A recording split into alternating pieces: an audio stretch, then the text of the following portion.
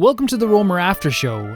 This is a show where I talk about the current Let's Play in a more in-depth fashion, so I can give my thoughts about the game after hours of thinking, or in Danganronpa's case, after hours of being curled up in a ball with tears in my eyes, which has to be a really intuitive way to gather your thoughts.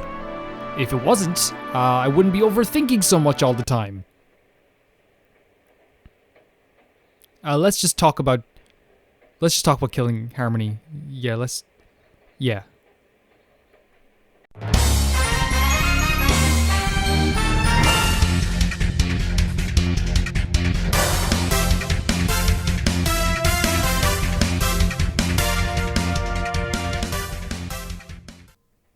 Chapter 2 begins with the aftermath of an incredible twist, that twist being Kaede being revealed as the killer for the first trial. It was a really shocking moment. The first killer in each trial I always feel is someone that I didn't always have a great connection to, usually because it's the first chapter, so how really could I? Leon was funny, but I didn't know him that well, so I wasn't really that torn up about the actual losing of him. It was more just him dying, which was horrific. And Teru, just being honest, I never really cared about him and still don't care about him. Kaede was special, not just because she was us, but because she was a really fantastic character. Kaede was the main character, and she was such a fantastic main character. She had interest, she was funny, she inspired people around her, and she was so involved in the story and every character's story so early without hesitation. I would have really followed Kaede to the ends of this planet, and maybe even another planet as well, if that's what she wanted, if she asked. She's really fantastic. Kaede dying and being replaced by Shuichi, who is already a great character, but is very different to Kaede.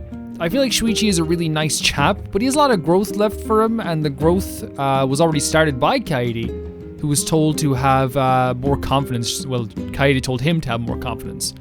The confidence that he has to grow is directly tied to the fact that he's a junior detective in training, who has trauma centered around sending people away that might not have done anything wrong, or sending people away and ruining their lives. This is something that will come into play, I think, a lot more in the game, and has already come into play. In this game, he even tried to lie for Kaede and lie for Maki in order to make sure that they don't get executed, even on the off chance that they might be innocent, even if they might be, guilty. And I think that's a really special part of this game, him lying for people, because he's trying to show that this lie now will mean something. Even though it's wrong to lie, it's right in this situation for his own trauma, and it's kind of nice having that for a main character. We'll get into more about the lying later, because I actually do really like it. He's also such an active character with everyone around him. As we saw in Chapter 2, he's super active, and hopefully we'll see more as the game continues. In Chapter 2, he takes off his hat to show this handsome boy, and as well, he does this because Kaede asked him to show his face. There's nothing wrong with his hat. It's not a hat I would wear, but it really is kind of a cool thing that he took so much inspiration from Kaede to actually show off his face, especially since it was a big deal, I think, to hide himself, because he kind of was very self-conscious about showing his true self, or being himself, I suppose is probably the best way to put it. Chapter 2 has really great funny extra moments. The extra moments are kind of secret activities you can do with other characters, and they really are nice times, so I'd like to talk about them before we get to the really horrific times. The first is going to be the pool with Kibo, Kurumi, Himiko, Tenko, and Angie, where Tenko wanted to be treated as a celebrity by bathing in front of the pool, I guess. I love this moment just because it helps us so quickly to get to know the characters in this game on a different level. Just like the second extra moment where we go to the casino with Miyu, our foul-mouthed hero, and Kaito, Kyo, and Kikochi joined us too. Kokichi, not Kikochi. We see Kaito's embarrassment as he fails at gambling, Kokichi and his willingness to insult someone when they're down, and Miyu's genuine inquisitive mind that relates to her inventive soul, which as a whole is a reason why I kind of really like Miyu. She is obviously a very comic relief character, and also a character that is, promoting this kind of very foul-mouthed attitude, which I don't really mind too much because it's not really directed, or really kind of like it's equal opportunity, and it's not that bad. I don't know, it doesn't really annoy me that too much. I can imagine some people not being that into her, but for Miyu, I really just like how inventive she actually is. Her stuff that she invents may not be very useful, but at least she has a passion, and that's something. Chapter 2 is centered around motive videos. The motive videos were terrifying for me as someone who's played the first two games. Any motive is scary, but a motive related to people you love is even scarier because of the lengths that people will go to for the people they love. Everyone pretty much agrees that they will not look at them, but Kokichi is like, what if I just a mere baby, a little baby, little me, little baby Goo Goo Gaga, kidnaps everyone with the power of Ganda and forces them to watch the Moda videos. That's exactly what he says. That's a direct quote from the game. He says exactly that. He says Goo Goo Gaga and everything. I'm sickly torn in situations like this because at the time I was like, I want to see these videos out of curiosity. But then later on, seeing most of the videos or some of the videos, I'm very grateful that I didn't get to see them and want to forget the videos that I did see. This chapter as a whole was really a coming out party for two characters, and that's Kokichi and Kaito, who have these vastly different ideologies that clash so well in this game. Kaito is a motivational hero, kind of a block within the game. Not a block in a bad way, like kind of like an anchor, I suppose, for everybody. He's a hero to everybody. He's the luminary of the stars. He takes a really more upbeat attitude compared to Kokichi. Tries to get everyone to believe in themselves. And really, so far, he is the rock. And that's probably going to continue as the game goes on as well. Wink, wink, chapter 3. Kaito is the supportive of the entire team, while Kokichi is a little baby who wants the whole team to feel bad at all times. He would be happy if you had like a hole in your shoe and you're walking in the rain. He would be absolutely delighted. It'd be his favorite thing that day. And honestly, like, he really just wants the exact opposite of what Kaito wants. Kokichi would see someone walking down the street and say, hey, you walk a little funny, just to make them feel self-conscious for the rest of the day. That's the kind of person that he's always been. Although Kokichi fails to get everyone to look at the videos, it's still such a great character exploration for both him and Kaito. They're intentional opposite ideologies where you can see both sides sometimes. I would never really agree with Kokichi in real life and not at all. I'm just saying it's very clear he gets what the killing game is. He understands Monokuma. Kokichi embodies, this is very cheesy to say, but he embodies the despair, while Kaito embodies the hope. And the clashes that they have are sometimes very, very interesting, sometimes very, very scary. But I still think that both of them have a place in this story that is really welcome, and I love the two of them for that reason. They're fantastic together. The death of Ryoma was actually very unexpected. During a magic show of all things, Himiko and Aji set up this little show where Himiko was going to escape a water tank, and all this is because Himiko started following the teachings of the mighty Atua. And in this case, it has made her want to share magic with the world, to make people smile. It makes me not nervous. I'm very nervous about this. It makes me nervous not because of religion. Oh, religion is scary. I don't really care about that stuff.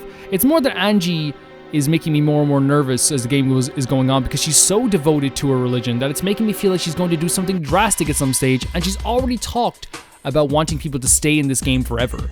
Ryoma gets eaten by piranhas. Not alive, he's already dead, but it's gruesome. Only handcuffs are left, and it's awful.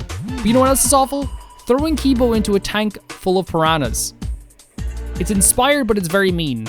The investigation goes actually very smoothly. We're like a sidekick for some reason to Kaito, but we also find a lot of evidence. The only issue is I have no idea who the fuck did this. I cannot piece anything together. I am lost. I'm completely lost. I'm like Tenko in a room full of male TikTok influencers. I don't know what to do. I'm like Taka and Mondo without the ability to hug each other. Like, I'm just completely lost. The trial itself is actually the most confusing time. A lot of very small revelations happen, but they don't really add up for me all the time. And I'm honestly, again, very lost. So again, I'm like Mikan. That's the joke. I'm just Mikan. Mikan is lost. She's very lost all the time. I love Mikan and I miss her. I miss you very much, Mikan. Come back to us. It did add new games like Psych Taxi. A game's so fun, it's just awful. I only get to play it once per trial. And there's also this Candy Crush game, which I forget the name of, but it's strange. You gotta appreciate it, even if it is strange though, because it's breaking up the gameplay, and that's kind of what I want from these games. It makes it feel like everything is much better paced. The conclusion ends with Kurumi being the killer, which actually makes sense because she's actually very meticulous and the crime was also just that. The idea that we had no evidence and I had no idea who it was makes more sense because it's someone who's really good at committing crimes based on how meticulous and clean she is. And we also, during this trial, got to be liars. And it's my favorite part of the trial. Maki, Kaito, and myself were just being little liars. The lie mechanic makes every character feel more real. Sometimes people lie. Sometimes a lie can save someone, and in this case it saved everyone. Yes, truth is really important too. Yes, we're always should be fighting for the truth, but at the same time, it's such an interesting thing to see people lie in this game and actually make it really, really interesting. I love it because it does make people feel like real people. Kurumi is also, get this, the Prime Minister of Japan, which is a revelation that I still am not dealing with very well. It's like a pretty big deal. But also, yeah, Kurumi killed Ryoma, saved everyone in Japan. Yeah, which leads to the most horrific death in the series so far, which is so far in this game is not very uncommon. Kaede's death was horrible, Ryoma's death was horrible, and Kurumi's was just a really cruel death. I feel like they're trying to do this intentional. They're trying to make us feel really bad, and that's what they want to do. But watching Kurumi struggle was not good for me. I didn't like it at all. It was very cruel and it was upsetting. It was really well drawn, but that doesn't mean a thing to me when I was, very upset about it. I should add that we also saw the motive video for Ryoma right before this, and it was super sad. The fact that they could not find anyone he loved played into the theme of him not having anything to live for anymore. He gave his life for Kurumi and the rest of the gang. That is the opposite of what Kaido is trying to teach. It's the opposite of what is in Shuichi. It's so valuable to have Ryoma as a character in this game, but it's also upsetting that he had nobody he loved. I don't want to just use him as a pin for something that is heartbreaking that makes everyone else feel better, but that's kind of what this was. He is a true inspiration to not end up the way he did. And sometimes you do just end up the way he did. I did a few free time events, which I really did love. The one free time event that stuck out to me was Miu's free time event. Miu is a really fantastic character that's covered in this veil of hypersexuality and over-the-top insults. The thing is about Miu is that she's so fantastic at everything that she does in terms of inventions. It's just that inventions aren't always the greatest thing in the world, but having her so happy to show us what she made was so fantastic to me because it shows a different side to her. She started also saying, she says something nice to her as well. You're not all bad. You're not all terrible. And I really, really like that aspect of her as well. So far she had my favorite free time event. I know of a lot. I'm doing free time events with Miu, Tenko, Maki, or trying to do with Maki, I should say. Tenko, Maki, Miu, Kikichi. So they're not always they're gonna be crazy sometimes, but I do like those characters quite a bit. The whole chapter was a mind F, but I also lack the understanding, and the lack of understanding was overshadowed by the looming presence of horror. They're continuing forward with that exact feeling. Something bad is going to happen again, and I will feel bad again. It also ended with a big twist that Maki is the ultimate assassin and not the ultimate caregiver, which makes so much sense because she wouldn't want us to go in a room, and also she gives off this Annie Leonhardt vibe. She always had the energy of a killer, and now I know she doesn't just have the killer hairdo or the killer eyes. She's a killer that gets paid to kill, and it makes sense. But God forbid a woman have hobbies. You all like when I seem to rank these characters in V3, so we're going to do the top 10 characters that I like right now at the moment as at the end of Chapter 2. That might have changed already during Chapter 3. But number 10 is Smoothie. Number 9 is Angie. Number 8 is Gonta. Number 7 is Himiko. Number 6 is Kyo. Number 5 is Kibo. Number 4 is Tenko. Number 3 is Kokichi. Number 2 is Miu. And number 1 is Maki. And I really feel like that's kind of where we're at now. Maki is taking number 1 just because she's such an awesome character. Lying with her in the trial was really fantastic. And I know I'm not supposed to do this, but Chapter 3 is going to make her much more interesting as well. And I do like her in that sense. We got 2 questions here for the Roma After Show. You can ask questions on Patreon for the Roma After Show, and then I will have to answer them. They're usually related to any games or gaming or anything like that or whatever, or pop culture or anything in the Let's Play or anything in a past Let's Play. And the first question is from Roman. What elements in horror games and movies do you find the scariest? For me, the call is coming from inside the house is the scariest line in the history of horror movies. But in terms of horror games, narrow hallways, I really enjoy the idea of having to survive. I love the idea that you don't just get to run away, you actually have to do something to survive. And that to me has always been terrifying. Just running away is good too sometimes, but like you look at how in a game like Silent Hill 2 or Resident Evil, the choice in your head of should I stay and fight or should I run is just more terrifying than anything that could happen in any other game. White Day to me is one of the most terrifying games ever, and I love the idea of taking normal spaces like a school and turning into like a very horrific horror area. That's generally what I feel about that. But I love horror movies and I love horror games. Survival horror is my favorite genre of game, I think, but I can't play them too much because if you play them too much, they lose their luster. Look at every single horror Let's Player on YouTube. They talk about this all the time, how like they just don't get scared anymore. Bokoblin asks, how do you feel about Mario Galaxies 2 lesser focus on story compared to Galaxy 1? I can tell you, Bokoblin, you probably know that I probably didn't think about it a lot as I was playing Galaxy 2, but thinking about it now, Mario Galaxy's 1 story is actually very good. I think that they have a really good grasp on like what you can do with the Mario characters and creating new characters to make things emotional. They do this a lot in Mario games, where they create a new character so they don't have to have, and rightly so, they don't have to kill off a Peach or a Mario or a Luigi, you know what I mean, or other characters we care about like Wario. You know, they don't have to do that. And that's smart. And they create them so well, and they do such a good job creating them that it actually gets you very, very emotional. I think that they did a fantastic job with the first game. Not having as much story in the second game, I don't mind too much. It doesn't matter to me too much because I just got to play more Mario Galaxy. I was playing it with the Wii U controls, which is also very interesting.